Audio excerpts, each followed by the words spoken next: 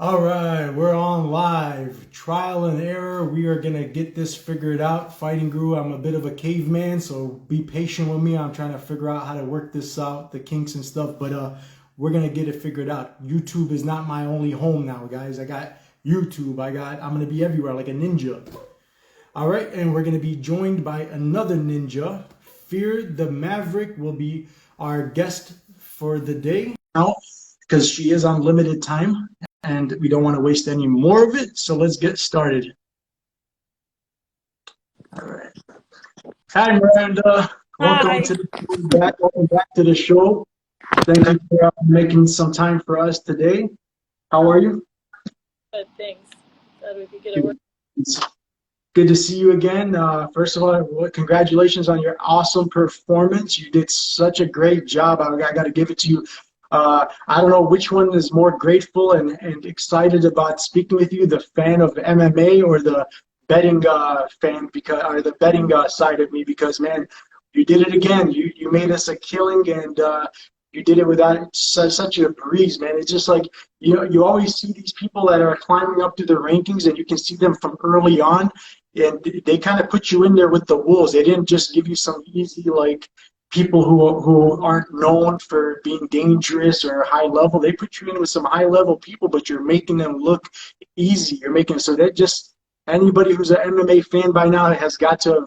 Even Daniel Cormier himself, guys, if you don't remember in the commentary team, he said this is a future champion. She's going to be a threat to the title. The division is on notice after her performance. This is 2 in a row, 2-0 undefeated in the UFC and just looking better and better. I was so impressed with her ground game, especially. So let's talk to her about her performance and her upcoming fight. She's got a fight lined up now with, they call her the future, Maycee Barber. So the future fighting the other future, the real future. And let's see who's going to be the past after that event. But how you doing? How you feeling about this fight coming up? How you feeling after your most recent fight with Gillian Robertson, where you were so impressive? I'm feeling really great about my Jillian fight, even though I feel like I did pretty good. I won, obviously. There were a lot of holes that I showed that I was better than. A lot of mistakes that I made, especially in that second round of, not putting my feet on the ground and getting up and trying to hug and be with her. There's a lot of improvements to be made, and I'm taking it like a loss. I shouldn't have to lose in order to go back and learn in the gym. So, I like that. like I did lose and go back to the gym and work on every little aspect. My striking portion, there was some times that my timing and my distance was a little bit finer. If anybody's wondering, it wasn't from a punch. It was from me when I got too close and came up with her head. So there's always some little changes that can be made, and I'm excited to be able to play them every time I go in the cage. Awesome. Yeah, I love that you look at it that way as if it was a loss because anybody who's not like I know you, anybody who's even spoken to you for 5 minutes or watched your fights or followed your career, you're not the type of a person that gives up. You're the type of person that feeds off of failure will turn into more success for you because it'll make you want to work harder on improving. And we can see the improvements every fight. You've made some improvements from if you're following you from the regional fights from your earlier days from when you're fighting against Victoria Leonardo. Am I saying her name right? I'm real bad with names. Yeah, Victoria Lee. Leonardo. The pro man, it's a night, not even the same fighter. We're talking to, you got the same name, but that's it. Nothing else is the same. So you're still young. You're in your early 20s. You're in your prime. So you're supposed to be making improvements. But when you look at it as a loss, even though it was a win, that's got to make some huge. That's how now it makes sense how you're making such drastic changes. And it's a detriment. It's not that I don't think it was much of anything that was wrong with you. Is you were facing one of the best grapplers of the division. This is a girl who, if you put her in a grappling match, not a UFC fight or not an MMA fight, she'll win first other than you because you show that you not just can hold your own against the best grappler of the division. This is a girl who wins tournaments outside of her MMA career. She does grappling more often than anything else. That's more full. She does full-time grappling tournaments more than even MMA fights. She does it more than any other women's MMA fighter that I know. So she should have that advantage over everybody else in the division. But Miranda made it not just look, every transition, even when she had Miranda's back, and you can see that any other fight that she was in, when she had that position over her other opponents, the fight was over within seconds. Not only did Miranda never get put in any danger, never got put in any submissions, every time Gillian made a transition into a different position to try to start to sneak into a different type of a submission or put her in a position where she can't, like a Matt Hughes crucifix, or somewhere where she's being held down and can't get up, she was already on top. Every move that Gillian had made, Miranda was one step ahead, and she made the perfect move after. So the only reason she was, anybody who doesn't know MMA, if you want to know why she was on the ground, she could have got up. She could have got up fast, but that's not the smart way to do it. And you know how many people have gotten their necks grabbed by trying to get up too early, or gotten ground and pounded, or flatlined, and somebody got into the top position? That happens a lot in sparring sessions, I'm assuming, right, Miranda? If you're not patient. Not only that, you know, I have my coaches and the guys that I work with all the time, and it's true. Like, they're just going to snatch up your neck if you give your back. I was very focused on mistakes, and even when I did stand up against, making sure I tried to scoot her off of my back. Like I said, yeah. Faster. There's a couple of times where I could have, I knew, but I was playing a little bit more cautiously, honestly, than I probably needed to. Yeah, I understand. But did you see, like, example, Tim Means against Mike Perry in the second round? Was it the first round? Actually, it was the first round. He accepted the entire round on his back because he knew that once the round reset, he was going to be able to continue winning the fight. But there was a moment in the fight where he started to just lose the control time because he got into a position where he knew if he panicked and tried to rush out of it, he could go from winning the fight to losing the fight completely. And he made a veteran move. Tim Means is a veteran of the sport, and we all know him to be a guy who's got good IQ. So he's been fighting for the longest time, and that's what separates. You're still new. The fact that you showed that type of maturity in your game, you showed that when you didn't panic, you did it was so impressive. I know most, not even casuals, even if you're a hardcore fan, but you don't have grappling experience, you don't have MMA experience, like in the gym, you probably wouldn't have recognized it, and you might have even been confused for somebody who was accepting dominant position by their opponent, but it was quite the opposite. What she did was play book by the book, advanced type of defense. She put herself in, like, the way her chin was tucked down, she was doing everything to make sure that Gillian could not be offensive. And that's why, if you remember the judges, they didn't even give her that round. Gillian didn't win that round because before that had happened, she was getting picked apart on the feet. It was a complete mismatch on the feet. But when it went to the ground, the judges are trained. They're not going to let somebody judge a fight who doesn't know about fighting. So when the judges were witnessing what was happening during the grappling exchanges, they saw that this was a chess match. These are two high-level grapplers that were making sure that none of them the other person doesn't have the advantage or the edge on them. So she did it slowly but surely. She worked. It didn't even take the round ending for her to have to get back up. She found a way to get back up and stay safe at the same time. So she multitasked while on the ground against the best grappler. And then what's even more impressive, I noticed, nobody else does this to Gillian. She initiated her own takedowns and started to dominate the fight on the ground after having nothing but success on the feet, to show that she's got more tools in her shed. She's got more weapons in her arsenal than we even knew about, because her first outing, the fight ended in the first round due to doctor stoppage. Impressive. She finished the tough Georgian Lillian Juja. Am I saying her name right? Lillian Juja, how do you say that? Can you hear me okay, Miranda? Yeah, so she finished the girl so, there you go, Juju. She finished her so impressively, so we didn't have a chance to see all this stuff. Go ahead, Miranda. Hey, Miranda, can you test your microphone? Let me see if I can hear you. I should be able to. Yeah, it's doing that thing when we were doing the mic check. It's cutting in and out a little bit. Are you able to hear me?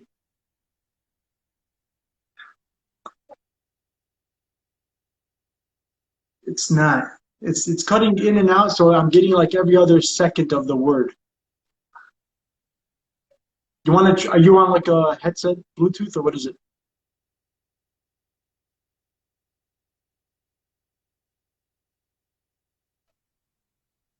Um, are you okay? All right. Yeah. So I see. I can hear you when you're talking slowly. I think it's when you're talking into the mic. It's doing the noise cancellation. So we just gotta talk away from it. Try. Let's do testing one, two, three. But don't like talk too close into it. I think it'll be fine. Try testing one, two, three.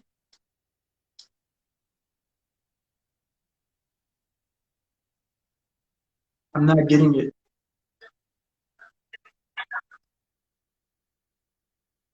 Um, okay, all right. So, all right, let's get back on track. Sorry about that. I think she's solved the problem. Okay, so yeah, that was impressive, you know, and another thing, like, half the fights, if you guys, can you hear me okay, Julian? I mean, Miranda?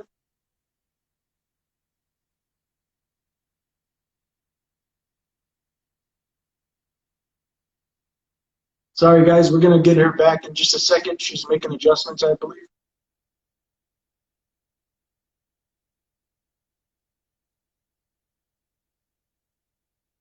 All right, let's see here. There she goes. All right, hi, Miranda, are you back?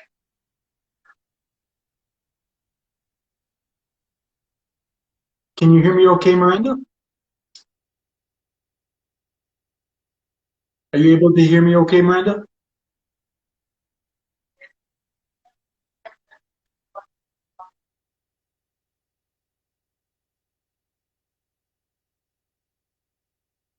Take your time. Mhm. Okay, let's see. Are you able to hear me okay? Because I'm getting okay now. I think I see. Because when I couldn't hear you, your picture was freezing, but now your picture is good. So I think the sound should probably be good too. Are you able to hear me okay? I'm able to hear you fine, yes. All right, we're good. We're back on track. Sorry about that, guys. Okay, so yeah, you know what I noticed? Like another thing, one of the things that I do on my show is I do studying body language during the weigh-ins and the stare downs, the face-offs. And I love Jillian. I've made money from her in the past. We've put her in parlays. Before she fought you, she had fought a girl, that Brazilian girl. We put her in some parlays, and she came through for us. And so you know, I am a fan of hers as well. But she did show signs. I hate to say this, but she showed signs of fear. It was nerves. And you lived up to your reputation. Now I get why you got. I mean, it took you one or two fights to show that where you got the nickname "Fear the Maverick" from. Because the first time the fight got canceled, because if I'm not mistaken, if my memory serves me correct, there were some. I remember making a post during my post weigh-in observations that Jillian looked a little bit nervous and shook. She was shaking a bit, and it seemed like she had thrown up and had they had some illness or something had come up with. She was throwing up in the backstage after the weigh-ins, and so that's why they had to cancel the fight. Is that correct? It was The first time? actually it was actually the next day, so I don't know about the day of weigh-ins, but I actually got it canceled about an hour before we went to the Apex, which sucked even worse. We were already dressed and ready to head down to the fight. And then I got a message from her, and she said that she was vomiting and had the chills since 4 a.m. the day of the fight.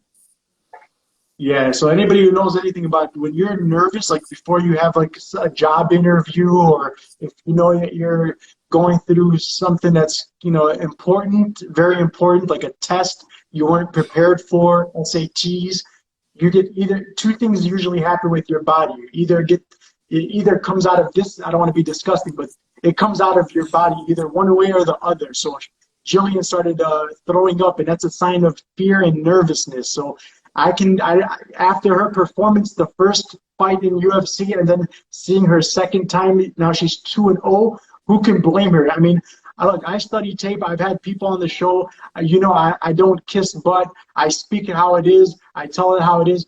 I study the division. I study the people who are coming, because there's going to come a time where I got to either bet on them or bet against them. And when I study styles, I'm going to tell you, I don't know if it's the new evolution, if there's like a fleet of types of Miranda Mavericks on their way to the UFC, but Miranda's a whole new animal. There's nobody else really in the division who has like the full well-rounded, like on the we've seen that the best grappler couldn't do anything even in the best positions, even having her back on the ground. If you put the best grappler against a person that doesn't know grappling much and put them from behind him, the fight, like put a Damian Maia with a guy like, I don't know, just a random guy there, like a Stephen Thompson who doesn't work on the ground or somebody. Look how quickly those fights can get finished. But she showed that she's got the ground game and the top. There's not many people. They're usually either one or the other. So if I'm thinking about who's a threat to shift, I know it's kind of early in her career, but do you see yourself like different? Do you see like Jennifer Maia, who just challenged the Bullet Shevchenko? We've seen her get dominated 4 out of 5 of those rounds. Do you see yourself offer any different threats that these people who have tried before you, when they went against the Bullet Shevchenko to try to take the gold from her? Do you see yourself as being able to offer any threats or to be in any way different than all the former opponents that she's faced when it's your time to come up and get to the rankings to fight the champion one day? What do you see that you're able to do different than the former opponents who have all failed before you? I see everything different. I am that new person coming into the division to make the change. I don't want to fight her right away. I've said that before. I want more time to improve, more time to develop. I don't think I'm yet at my prime, and I want to be able to fight her within another year and a half, something like that. Get a couple more fights under my belt, give me some more experience, and then go for it. I think Jennifer Maia showed that she can have a weakness on the ground if somebody's able to hold her there and hold position. And for me, I think I'm better than Jennifer Maia. I remember even thinking that back when she was in Invicta, and she was the Yep. champion of Invicta, and I was eyeballing her when I was young and just entering into Invicta. And she showed a little bit of weakness. Obviously, Valentina is head and shoulders above most of the people in the division. Her cardio's on point, her striking's on point, she has good takedown defense, and she has decent ground game. But I don't think her ground game has been exploited like it needs to be. The people she has submitted on the ground, in my opinion, did not have a good ground game. Now, mind you, I don't want to say that Gillian's the best in the division at the ground game, because I think Jennifer Maia herself is pretty good, and I think Talia Santos, as she showed through beating Gillian, also has a fairly good ground game. But I Yep. would put myself up there with the top 3 in the division right now. Oh yeah, I agree. Even Daniel Cormier, this guy's an Olympian. He's the former champion in UFC. Daniel Cormier, when he was commentating, he said that you're the future of the. And that's funny that he called you the future, because your next fight is lined up against somebody who is known as the future. And you guys remind me so much of each other. If you guys study tapes or study fighters, I know the ins and outs. You guys remind me. Did you ever catch that, Maverick? That she has a father who's very active inside her Yeah, career. She has I a have. brother who fights. I've noticed some of the similarities. One obviously being the youth and the thing with the dad. Um, I do see that I'm not the cocky one. I don't have that Yeah, same personality traits. We're a little bit different along those lines. that, But she's good, she's well rounded. I won't take that away from her. And everybody that says she's overhyped, maybe, but at the same time, she's also very young and not near her prime.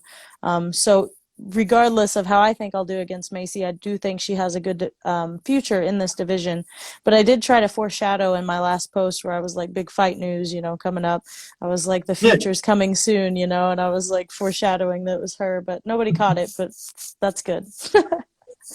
Is this something that you guys have met before in the past, you and Maycee? I've seen pictures of you guys on social media, like taking pictures together. How long ago was that? When did you guys cross paths in the past? That was the first Maycee fight that I was supposed to be on. It was when she fought Alexa Grasso. She was there fighting.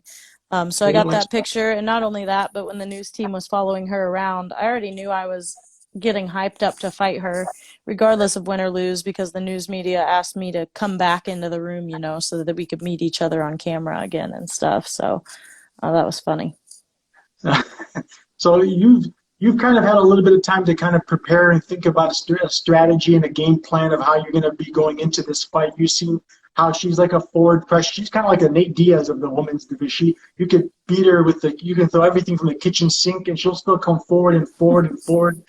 Knowing that that's her style, do you think that's for the way you fight and what your weaknesses and strengths that you know? I don't want you to give away your plan or nothing or your weaknesses even, but do you think that's going to be something that's going to work in your favor, or that's something Um, that you don't enjoy I'll fighting against? I'll be honest. From watching her fight and stuff, I have a different opinion than you on that. I think that she's not a forward fighter. I think she's only a forward fighter when she gets to be. She's not Yeah, a bully until somebody lets her be a bully. You see the you're JJ right. I Aldrich agree. fight, and anytime JJ even punched her, she was on her heels running backwards. She doesn't like to get hit. She doesn't like moving backwards. And I'm the most powerful girl she's ever fought, both physically and with my punching power. I truly believe that. And I'm I gonna agree. put her on her heels, and she gets flustered and tries to move, and she always like tries to jump angles and stuff, and it's just more boxing style than anything. But she doesn't know how to defend herself at the same time. She seems to like Yes. wave her hands places. I think there's just a lot of holes in her game that not only is my fight IQ going to capitalize on, but also my key techniques, you know, my Muay Thai, my distance strikes, and that kind of thing are really going to do good against her with her very, you know, she tries to stay way out of range and then just jump in and punch a couple times and depend on her power. But I don't get hit much in fights. You know, I don't let people hit me. And the only time that she ever does anything to like JJ or anybody else is when she catches them. One, I'm used to sparring with guys. I've gotten hit hard before. That doesn't really phase me and make me do this. I don't do the whole cover up thing very often. So I think Yeah. she's going to have a very hard fight in front of her. I agree. Yeah, I do remember in her fights, she usually is the bully until somebody tries to bully her back. I agree with that with the Aldrich fight comparison. Very, very good comparison there. I don't know because I think it's that long layoff that she had, and then coming back in the Grasso fight, she just looked very aggressive in her last fight. But it could have been that pressure that I think she felt from having to live up to her hype and all that came because she started off in her career with so many finishes and so many people had high expectations and Yeah. she Well, just got she was aggressive, but she also had the chance to be. Grasso wasn't trying to be aggressive back. Grasso had a game plan that yes, was she had different, the title. and she actually was doing very well as well by pushing her against the cage. And that's a She did. boring fight, but at the same time, like if Grasso, who probably weighs 10 pounds lighter than me after weigh-ins, can do that to her, I can definitely not only do Oh that my to her, God. but smash her on the ground.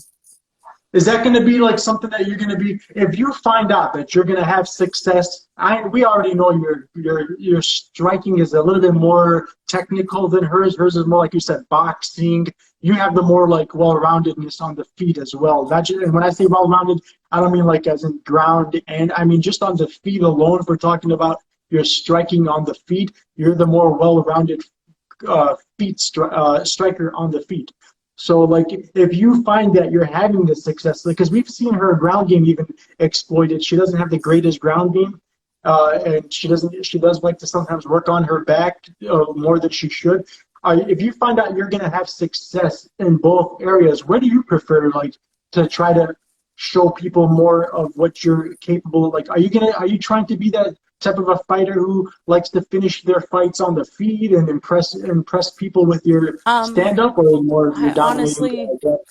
I honestly don't know. It depends on the damage I'm taking. You know, if we're on the feet and she's hitting me one out of every 10 punches, and on the ground I'm just dominating her and she can't do anything, I'm gonna choose the one that doesn't get me hurt because it's gonna be the smartest thing to do. I'm not in there all the time to be like, I'm just gonna go for a knockout. I'm trying to win the fight at the same time. Once that's decided that I'm in a more dominant position, I'll take the least risky route. And my guess is with Maycee, that's going to be on the ground just because she has those power punches, and I'll stand and trade with her. But if I see an opportunity to do otherwise, Right. then I will. That's what I expected you to say because just because I could drive a car with my feet doesn't make it a good idea, right? Why should I do it? So Mm-hmm. that's I like to hear that. That shows that you're going to have longevity in your career. That just because you could take the punishment, just because you're durable enough to stand on the feet, but if you have an advantage elsewhere where you're safer and you can still dominate, why take any damage or the chance of getting damaged? Because you have good reflexes, you have very good defense, you cut angles very well, you move side to the outside of their foot. So like you do everything perfect. You should not get hit, but nobody's not ever gonna. If you're in a fight, you're always gonna get touched. But as far as like the rules of fighting and the strategies and the stuff that you're supposed to do, you don't show any holes in your game, even defensively. So she shouldn't really be touching you much. You should really like be safe on the feet as well. But there's always going to be better opportunities for you to avoid from getting hurt, or better or safer avenues if you're on the ground and you're controlling her where she can't use her striking and her punching. So it's good that I like to hear that you're somebody who's not just trying to get through people anyway. You're using your strategy and the best way possible. That tells us that you're going to have a long career ahead of you. That's awesome. I'm happy to hear that. Thank you. And speaking of career, you're welcome. Is it true that before your fight, the day before your fight, you were even doing your other job? I think you were teaching the day before, or while you were weight cutting, you were still teaching classes Yeah, before your fight? I didn't do like an actual class that I was presenting, but I did have a class that I had to take the day before my fight. And then on top of that, I was grading papers all the way up until I think it was like an hour before my weight cut so that I could get a little rest and then get to it. Look at that. She's not only, this is a person who had to go through 2 weight cuts. Do you remember what happened to Tony Ferguson against Justin Gaethje? Until today, he still blames that second weight cut for losing and looking so bad. And I'm going to be honest, Miranda, like as I try to call it as it is. The first weigh-in stare downs, you looked so great and confident. The second one, I can tell something was, I don't know, maybe it's my mistakes, maybe it was my concerns of playing a trick on me, but you did not look as comfortable in the second weight cut. Maybe it had fatigued you a I little bit more, I or was did it more have hard on you? I did have a rougher weight cut the second time. DC made a point of it while I was fighting, which kind of bugged me because they were like, "Well, maybe a future at bantamweight," and I was like, "I still made weight. It was just a hard weight cut. Like, who cares?" Professional. But it was only I think 4 weeks difference. It was really rough on me. I am a pretty heavy fighter for the flyweight division, but it It's the wasn't just muscle. and it wasn't just the time. Like it's that metabolism didn't get adjusted back in time. On top of that, like I'm a female. There's female crap that goes on that we can't really control. And then in addition to that, I was pretty sick leading up to that fight. If anybody noticed and watched like my Liana Jujua fight, I was a little bit more ripped. I'd say another like 5% more cut than I was in this fight. I blame it on just holding a little bit more fluid and being sick that whole time. And like the second round of the fight with Gillian, I told my coach, it felt like I had ran 3 miles out in the freezing cold because I was tasting pennies and couldn't breathe, but just kept going. And I knew I had the cardio, and I knew if I was tired, she was too. But yeah, it was Yeah. painful, honestly, and it was hard, and it was a hard weight cut, but went in there, got the job done, and I plan on doing it this time too. More impressive that I can only imagine even how much more impressive you would have looked like if it was the first weight, if it didn't get canceled the first time. And it really upset me because I'm a huge fan of yours as well. Not just because I had money on you, but I just really wanted to see you. And you like, it's hard to believe that there's a way you could have done any better. But I'm sure that you would have surprised us even more because you did perfect. You did a great. You made no mistakes. I know you're hard on yourself. Everybody. Any athlete or anybody who's like somebody who cares about what their profession. Like if you're a barber and somebody says, "Oh, great job, you cut my hair wonderfully," you're always going to see those mistakes that somebody else will not notice. So you're your hardest critic. So I can understand why you think you didn't do the best job that you could Thanks. have done. But in our eyes, you did great. But I can only imagine. I think that if we had saw her in the first weigh-in face-offs, if that fight never got canceled, I think it wouldn't have even gone to the decisions. I think it would have been like her first fight with Julia, and it would have probably gotten in. It would have been finished because I did see a few moments. I was actually surprised Gillian made it to the decision, because there was a few times when you had her back against the cage and she looked like she was ready to just drop. Yeah, I But will you tell you, I guys, got about 5 minutes left, but you're right with that point. I did see her, kind of like blink hard or like have some kind of signs that she was dizzy. We had practiced the whole don't get too hungry with it though, because she's going to just duck in for that single leg, and I didn't want to get in trouble with that because I know that's exactly what she does when she feels like she's in trouble. But there were a couple times, like I said, there was some mess ups on my timing with my striking, and that was some of them. There were about 2 times in there where I should have capitalized a little bit more, and it probably would have never made it out of that second round.